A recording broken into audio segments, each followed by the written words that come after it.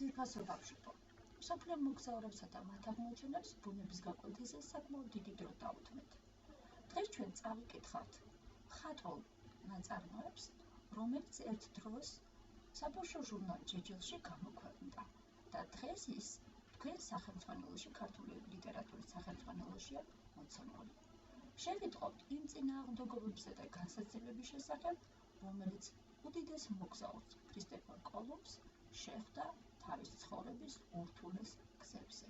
მაგრამ სანამ უშუალოდ სახელმძღვანელოზე ვიმუშავებთ, მინდა მოისმინოთ ვიდეო გაკვეთილი, რომელიც სპეციალურად ამ დღისათვის მოგინსადეთ.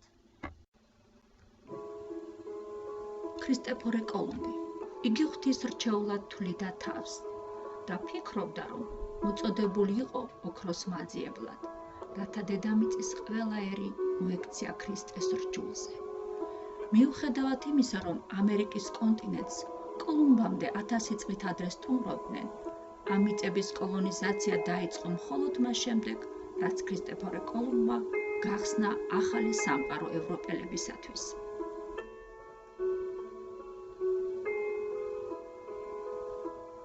ესპანეთის მეფე ფერდინანდს მსახურებმა უცნობი მეზღვაურის წერილი გადასცეს.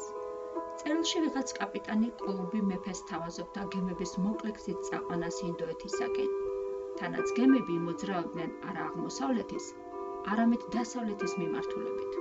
მეფე მიცოდა, რომ ინდოეთი ძალიან მდიდარი ქვეყანაა. იქიდან ჩამოაქვთ ოქრო, ვერცხლი და ძვირფასი ქვები, მაგრამ იგი ესპანეთიდან ძალიან შორს იყო და თანაც დასავლეთის მიმართულებით წასვლა, ინდოეთი ხომ აღმოსავლეთით არის. მეფემ კოლუმბის სასახლეში მოყვანა ბრძანა. მიამბე შენ შესახებ მიმართ ამ ბრძანებელმა. დავიბადე ქალაქ გენუაში. 14 წლიდან ვარ მეზღვაური.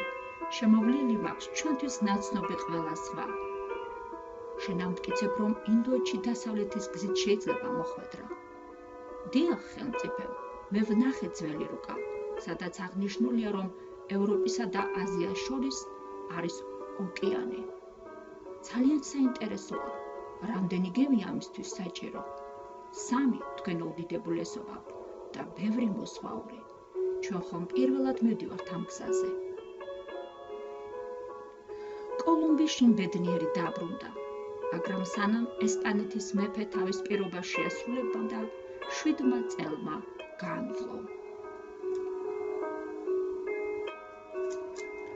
1492 წლის 3 აგვისტოს სამმა გემმა კოლუმბის მეთაურობით დატოვა ესპანეთის სანაპირო და გეზი დასავლეთისაკენ აიღო. 3 გემზე 90 ადამიანი იყო, ძირითადად დამნაშავენი, რომლებიც სპეციალურად ამ მოგზაურობისთვის გამოუშვეს ციხიდან. მოგზაურობა ძალზე დიდ ხანს გაგრძელდა. კოლუმბის აღთქმული მიწა არა დაარჩანდა. ერთ-ერთი შტორმის დროს მეზღვაურები აუჯანყდნენ კიდევაც კოლუმბს. ისინი მოითხოვდნენ უკან დაბრუნებას. წინააღმდეგ შემთხვევაში მას გემიდან გადაგდებით ემუქრებოდნენ. მაგრამ რუკის კითხვა კაპიტნის გარდა არავის შეეძლო. ეს კი გემის ეკიპაჟისთვის უეჭველ სიკვდილს ნიშნავდა. ამიტომ აჯანყებულები იძულებული გახდნენ და ჰყოლოდნენ კოლუმბის ნებას და მოგზაურობა მათთან ერთად გაიგრძელებინათ.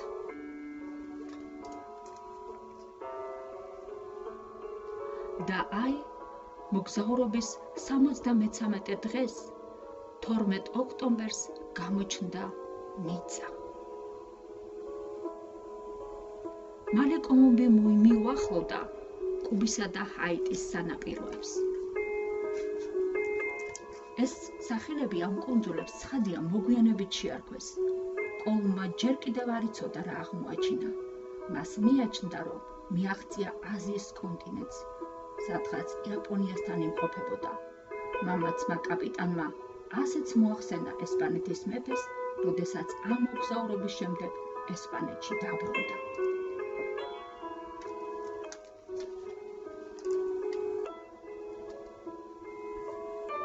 მეოთხე უკანასკნელი მოგზაურობიდან კოლუმბი 1504 წელს დაბრუნდა. მას უკვე შერყეული ჰქონდა ჯანმრთელობა, ცუდად ხედავდა, გადაადგილებაც უჭირდა. 2 წლის შემდეგ დიდი მეზღვაური ესპანეთისათვის მრავალი კუნძულის აღმომჩენი სიღარიბეში მარტო გარდაიცვალა, ისე რომ არც კი უწყოდა თავისი აღმოჩენის მნიშვნელობის შესახებ.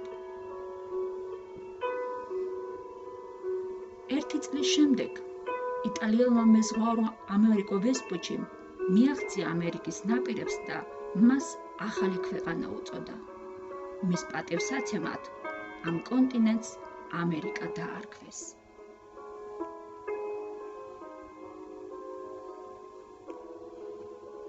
ამერიკის კონტინენტზე არის ქვეყანა კოლუმბია. არის ამავე სახელწოდების შტატი, ქალაქი და მდინარე. ესპანეთში კი, ბარსელონაში და ქრისტოფორე კოლუმბის უზარმაზარი ქანდაკება, რომელიც იმ მხარეს იყურება, საიდანაც მე-15 საუკუნის ბოლოს გავიდნენ კოლუმბის გემები. ნეტავ რას ხედავს იგი? მაღალ ტალღებში მოცურავე გემებს, თეთრ თოლიებს თუ შორეულ ინდოეთს.